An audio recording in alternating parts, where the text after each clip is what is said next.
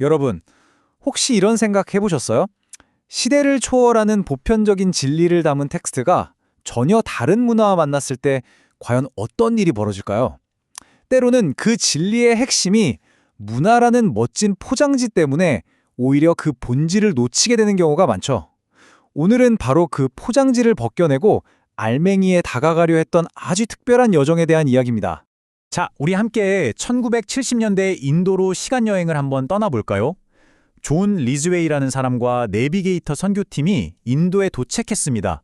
그들 손에는 아주 체계적이고 잘 만들어진 미국식 성경 공부 교재가 들려 있었죠. 그런데 문제가 있었어요. 현지 인도인들한테는 이 교재가 뭔가 우리에게는 아닌 것 같고 좀 낯설게 느껴졌던 거예요.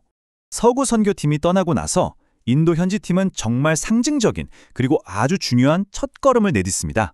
바로 그 교재의 겉표지를 뜯어내는 일이었어요. 서구적인 포장은 과감하게 버리고 그 안에 담긴 순수한 내용, 그 본질에만 집중하기로 결심한 거죠. 모든 변화는 바로 여기서부터 시작됐습니다. 처음에는요, 그들도 익숙한 방식을 따랐어요. 성경 구절들을 하나하나 떼어내서 신학적인 주제별로, 예를 들면 믿음이나 사랑 같은 주제로 묶어서 공부하는 방식이었죠.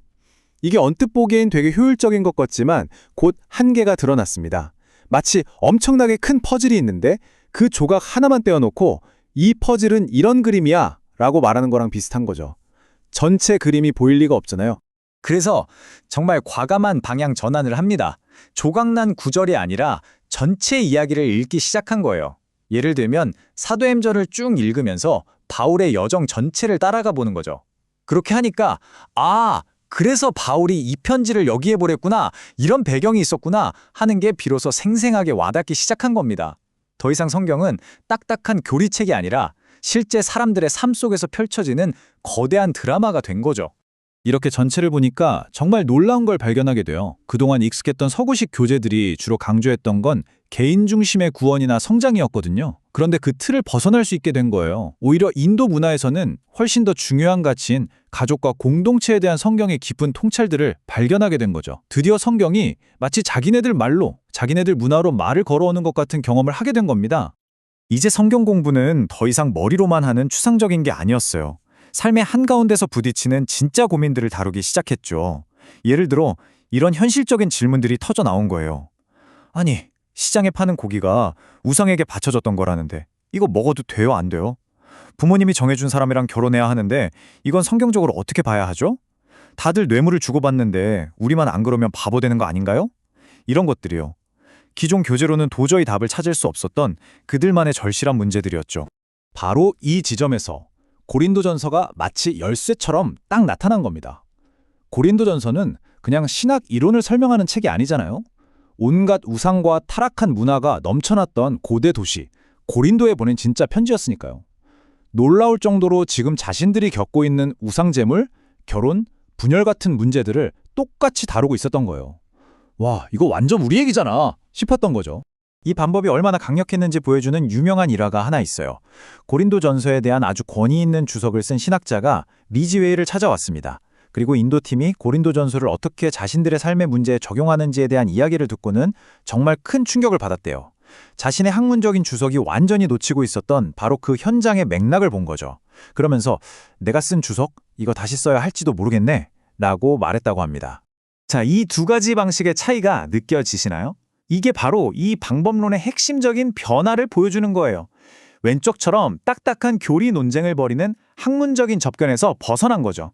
그리고 오른쪽처럼 삶의 문제를 둘러앉아 함께 나누고 답을 찾아가는 관계적인 여정으로 바뀐 겁니다. 핵심은 더 이상 어떤 교리가 맞냐를 따지는 머리싸움이 아니었어요.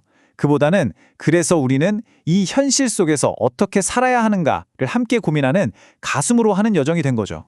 그럼 이 방법의 핵심 원리는 뭐였을까요? 아주 간단한 순환 과정인데요. 먼저 사람들이 모여서 자기 삶의 이야기를 나눠요. 그럼 거기서 진짜 고민, 진짜 질문들이 나오겠죠. 그 질문을 딱 붙들고 성경으로 들어가는 거예요. 성령님이 지혜를 주시길 구하면서요. 그러다 보면 어느 순간 아하 하는 깨달음의 순간이 오고 그 깨달음을 가지고 다시 삶의 현장으로 돌아가서 살아내는 거죠. 이게 한 번으로 끝나는 게 아니라 계속 반복되면서 점점 더 깊어지는 겁니다. 결국 이 존 리지웨이 방식의 힘은 바로 이 다리를 놓는 데 있습니다. 텍스트와 우리의 삶 사이에 튼튼한 다리를 놓는 거죠. 외부에서 만들어진 정답을 그냥 주입하는 게 아니에요. 그들 자신의 삶의 자리에서 그들의 목소리로 진리를 발견하게끔 힘을 실어주는 겁니다. 이게 바로 진짜 살아있는 신학이죠. 오늘 이 이야기는 우리 모두에게 아주 중요한 질문을 던집니다. 우리가 어떤 책을 읽던 어떤 지식을 접하든 간에 말이죠. 여러분, 한번 곰곰이 생각해 보세요. 지금 내가 당연하게 생각하는 나의 맥락이 내가 진실이라고 믿는 것들을 어떻게 빚어가고 있을까요? 어쩌면 지금 우리 각자가 벗겨내야 할 포장지는 무엇일까요?